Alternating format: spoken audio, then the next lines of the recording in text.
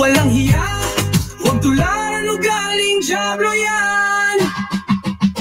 DDS, utagluga, DDS tanga-tanga, DDS utagluga, DDS tanga-tanga.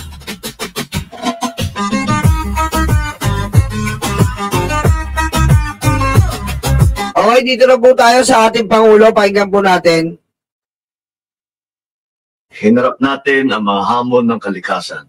Malalakas na bagyo, magkakasunod na lindol, pagputok ng bulkan, at mga pagbaha. Sa gitna nito, naging matibay na sandigan ng bayan ang ating mga military at uniformed personnel o MUP.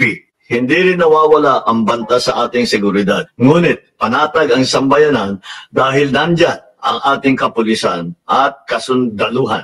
Ang ating mga MUP ang unang sumasagot sa tawag ng tungkulin kahit kaakibat nito ang mga banta sa kanilang kaligtasan. Sa lupa, tubig o himpapawid, hindi kayo nagdadalawang isip na magsakripisyo ng inyong kaligtasan para sa kapakanan ng bawat Pilipino. Bilang pagkilala sa inyong walang sawang paglilingkod, dedikasyon at husay, ating itataas ang base pay ng MUP. Kasama rito ang lahat ng military and uniformed personnel mula sa Department of National Defense, Department of Interior and Local Government, Philippine Coast Guard, Bureau of Corrections, National Mapping and Resource Information Authority. Ito ay ipapatupad natin sa 3 tranche sa January 1, 2026, January 1 to... Oh, yan magdadagdag po, dadagdagan ng Pangulo ang MUP, Military Uniform Personnel. Napakabuti talaga ng Pangulo, di ba?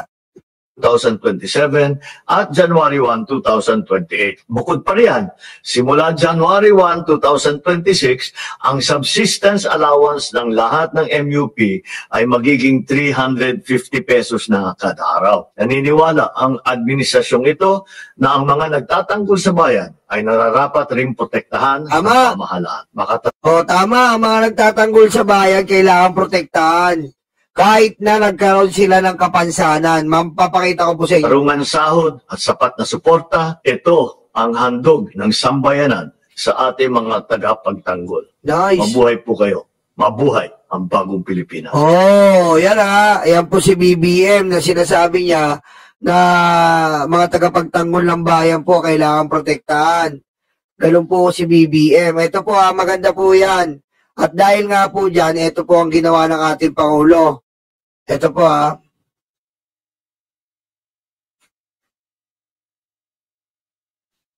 Mga kabayan, ako po si Captain Jerome Robson Nauba, Officer Das 146467, AGS Philippine Army. Pagtulong ni BBM sa isang sundalo na nabulag habang gumaganap ng tungkulin para sa bayan. Sabi ng mga DDS dyan, ginamit pa yung bulag. Ay, mga DDS, sana mabulag kayo, hayop kayo. Pero mo may nagko-comment pa rin dito sa post ko na, ay nako, ginamit pa yung bulag, pati bulag. Sabi ko, pag kayo nabulag, hayop kayo. Buong pamilya, mabulag. Salbahe kayo. Ngayon po is November 30, 2025. At ngayon po, ang cut-off ko bilang isang aktibong sundalo. Na-discharge po ako due to my disability. Ako po ay totally blind. Nasabugan po ako ng bomba sa Mindanao during our combat operation against the BIFS. At ako po ay pumasok sa sundalo na buo, kompleto. At ngayon po, lumabas ako na wala nang paningin. Sumalit, sabi ko po ay hindi nawala ng aking paningin. Binigay ko lang po ito sa ating bansa. Galing, no? Hindi po nawala yung aking paningin pagkat binigay ko sa ating bansa. Utik, no? Ayop yun, no? Grabe yun, no? Hindi nawala yung paningin niya, binigay niya lang sa bansa. Tapos yung mga Duterte, yung bansa natin, binibigay sa China. Eto ba? Kaya ayaw po ng military sa mga Duterte. Kasi wala akong pagmamahal sa bansa, eh. Isang karangalan po ang magulang para sa ating bayan. It's an honor to be appointed for our country. So what kung nawala ang aking paningin? The important is I did something for our country. I believe that I did my part as a soldier, as your soldier. Kahit ano po nung nangyari sa akin ay hindi ko po pinagsisisihan. Kahit ako bibigyan pa muli ng pagkakataon na makapag-servisyo muli sa bayan, pipiliin ko pa rin ang pagiging isang sundalo. Yun, no? Yan ang yan ang sundalo, no? Diba? Pagka dito ko po nakita na ang pagiging isang sundalo ay hindi lahat binigyan ng pagkakataon na mamatay para sa aking bayan. Ika nga ng ating dating Pangulong. At ayun po, may isa akong follower na nabigay sa akin ng isang token at babasahin ko ito ng aking anak.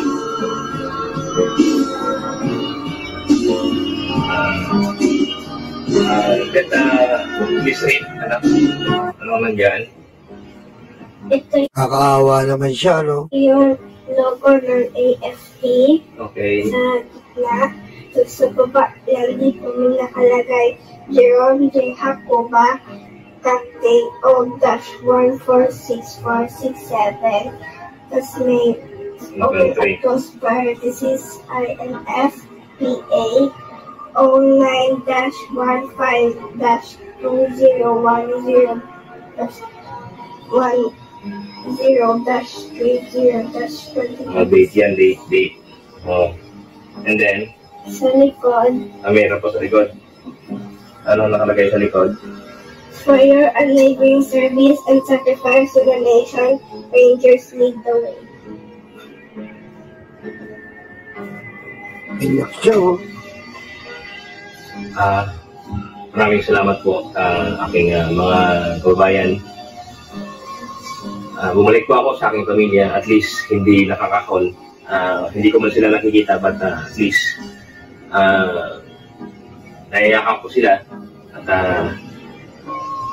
sabi ko, anak, ay proud ako na naging isang sundalo, kasi ang pagiging sundalo ang naging daan para mabigyan ko kayo ng magandang buhay at mapagpaaral ko kayo.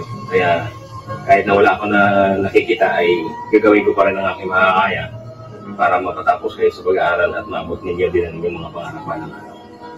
Kaya Niyak yung bata, eh, no? I'm coming home.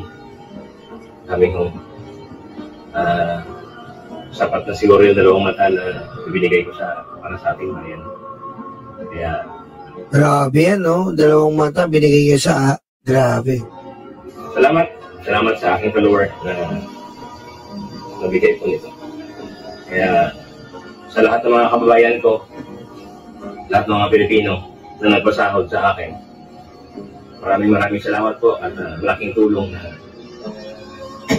kahit nalabas na ako sa serbisyo na ganito, at least may karangalan ang aking pagkabulag. May silbi ang aking pagkabulag. Para po yun sa inyo. Maraming salamat po sa inyo, sa lahat ng mga tropa na nandiyan sa serbisyo. Ingatan niyo po ang inyong serbisyo. Panatilihan ang isang pagiging mabuting sundalo. Kasi pa minsan pag sundalo, lalo na pag na-disable, inaalis na po yan. Tapos, yung pension niya, konting-konti lang po. Konting-konti lang po. Pero ngayon po, binigyan ng pagpapahalaga talaga ng Pangulong Bongbong Marcos na mga ganyang katulad na ni Sir. Yung katulad ni Sir ay tawag dito, mabigyan ng magandang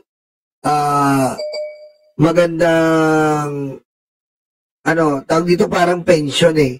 Binigyan ng Pangulo, yung unang nireact natin, na ang sabi ng Pangulo na hindi dapat matigil ang mga sa pagtulong sa mga sundalong nagbiwis ng buhay, nagbantay sa ating bansa at nagbubuwis ng oras, panahon, sarili, pamilya, para lang po sa kanilang trabaho.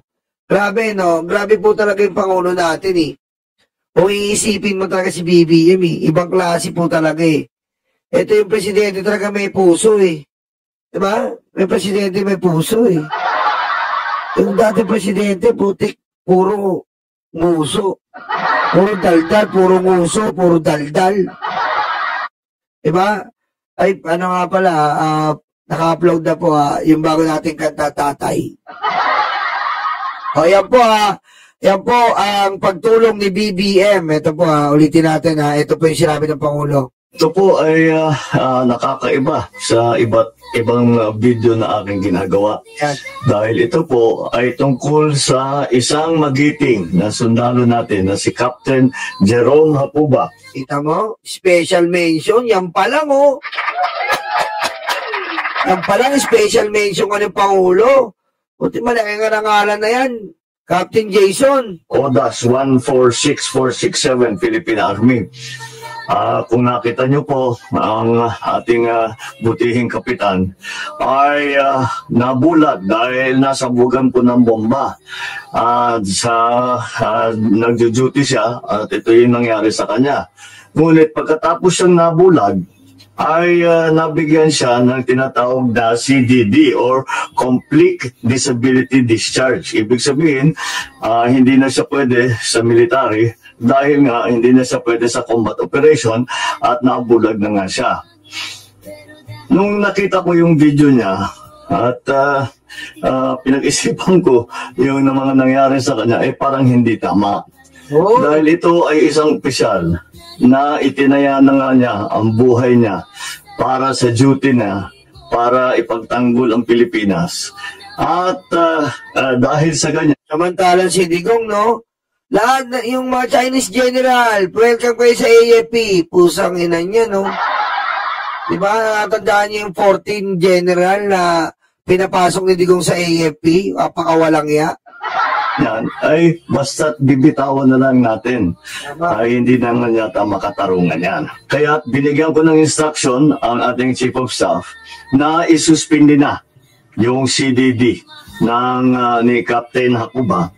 Bukod pa doon ay dapat ibigyan siya ng promotion dahil sa katapangan niya at gawin na siyang major. At maghanap po tayo ng mga iba't ibang posisyon na pwede pa naman siya yung ating mga tinatawag na the major adaptive duties. Kasi kahit kahit nabulag na po, marami pa ring duty na pwedeng gawin ng isang sundalo, lalong-lalo na sa isang sundalo na may 15 years na experience. Marami may idadagdag at may tutulong sa atin yan. In-instruction ko rin ang ating Secretary of National Defense na pag-aralan ulit itong polisiya natin para hindi naman mangyari ulit ito na ang isang sundalo natin na nasaktan dahil sa sakripisyo niya, dahil ginagawa niya ang duty niya para ipagtanggol ang Pilipinas, ay basta't pagka nasaktan ay basta't bibitawan na lang natin. Hindi naman tama yun. Kaya't gagawa. Yun ang problema minsan. Yung po problema minsan. Para silang para silang isang paano ba ito? Parang isang laruan. Ay, hindi laruan Parang pagkapos mong gamitin, wala na. Aalisin mo na, di ba? Ano ba yon? Ano ba yon? Yung para siyang trust. Di ba? Para siyang trust pinoprotektahan mo. Tapos pagkapos mong gamitin, tatapon mo. Parang ganun Di ba? Parang ganun. Di ba? Pinoprotektahan ka na Tapos biglang, pwede ba siyang magamit actually? Pwede siyang gawin mga balloons. Ewan ko pare, Eduardo, ano ba yun? Kuha po tayo ng bagong polisiya sa CDD sa lalong madaling panahon. Ito ay para sa lahat ng ating mga sundalo na dahil sa ka-duty nila sila'y nasaktan. Pwede ba siya may pakinabang po Ibig sabihin po, tiga-monitor lang po ng radyo. Radyo po, yung radyo sa mga AP, pwede po yun. Monitor ng radyo. O, ba, main base. Copy main base. Approaching na po kami sa camp Bagong Diwa. Approaching na kami sa camp Bagong Diwa, pa-relay. Copy that. O, tiga-radyo siya. O, Bagong Diwa Kamin, approaching na po dyan yung main base, ayos sa main base. Ganon, pwede na po yung radyo-radyo. Pwede na po yun. Malaking pakinabang po yun pag may gera. Di ba? Pag may gera po, malaking pakinabang yun. O, enkwentro, di ba? Sila ay nagka-injury, ay dapat naman patuloy din ang ating pagkalala sa kanilang katapangan at sa kanilang sakripisyo. Kaya ito po ang pagbabago na gagawin natin. Mabuhay ka, Captain Hakuba. Hindi, mabuhay ka, Major Hakuba. At mabuhay ang sandatahang Pilipinas. Yan po ha. Yan po ha. Yan po, ang ganyan po, kabait ang ating Pangulo. Palapakan nyo! Pakabait talaga ni Pangulong Bongbong Marcos. Ibang klase po ito. Ibang klase po ang Pangulong Bongbong Marcos. Wala akong masabi. No? Napakabuti po talaga. Wala tayong EJK. Wala po tayong war on drugs. Diba? Iniisip niya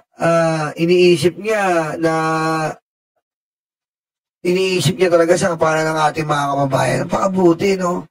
Meron pa nga po ako sandali lang Meron pa po ako, kilala niyo po si Winnie Artos? Ito po si Winnie Artos, kilala niyo to Si Winnie Artos, nag-chat siya sa akin, no? Sabi ko nga, baka pwedeng i-post. Ito po Ito po tingnan niyo Si Winnie Artos po ay nabiktima po dito ng sunog sa Hong Kong, kasama po siya. Tapos, pinapalabas po ng mga DDS na wala man lang daw tulong sa Hong Kong. Aba, galit na galit po si Winnie Artos. Galit na galit siya. Sabi niya, anong walang tulong? Sabi niya ganun. Bakit? Ito nga, Sir Nyolo. Pakita ko lang Winnie, i-share ko lang to I-share ko lang to, Winnie, kasi para magkalinawan lang po tayo dito sa mga ginagawa ng ating Pangulo. Ito po share ko lang po sa inyo. Napakaganda po nito. Ganun po ang buti po ng Pangulo. Sobrang buti po ng Pangulo na to. Ayan po. Ayan po. Ayan po, sabi ni Winnie. Ayan po kay Winnie. Ayan si Winnie Artos. Nag-PM sa akin. Ayan Action Fund. Financial Assistance. Artos Winnie. Ayan po binigyan po ng 6,000 Hong Kong dollars ang mga biktima po dyan sa Hong Kong. Totoo para Eduardo na debunk niya kaagad. Ayan Ano sabi niya? Salamat sa mahal na Pangulo, Sir Nyolo. 50,000 peso. Laking tulong po sa amin. Biro mo 50,000? Immediately po, kahapon po yung sakuna, kinabukasan nagpadala na po ang Pangulo ng 50,000. Hindi po pera ng Pangulo yan, pero siya po ang naging instrumento. We all know that the money is not produced by the President, but he is a good instrument in order this money is well managed and give to all of our OFW. Ayan, nakita niyo po hindi pa lang po yan, hindi po natapos doon ang Pangulo Opo, Sir Nyolo, kasi ang daming nagsasabi wala ayuda, pero meron naman. Sarap yabangan ng mga DD sheet. Sabi sa akin dito ng mga DD sheet, mabagal daw ang bangag admin. Ayan, sarap isampal sa kanya. Pakisabi kay Tito Bongbong mo, na naman to, nabubukain tayo salamat. Sige, Sir Nyolo, kaya isipin mo, walang inaabot sa amin. Ayan pa, OWA. Ayan ba? May 50,000 ka na, May 50,000 ka na, meron ka pang ganyan. Diba? Kasi Winnie, nagre-request pa yata ng tibak. Sabi ko, Winnie, huwag ka mag-request ng tibak. Hindi, nagbumalik ka na ng dyan, kahit lasog-lasog yung panty mo, okay na yan. Okay po, Sir Nyolo. Sabi niya kasi, Sir Nyolo, ba't walang tibak? Ano ko ba naman? Inuunahin yung mga tibak-tibak mo. Diba?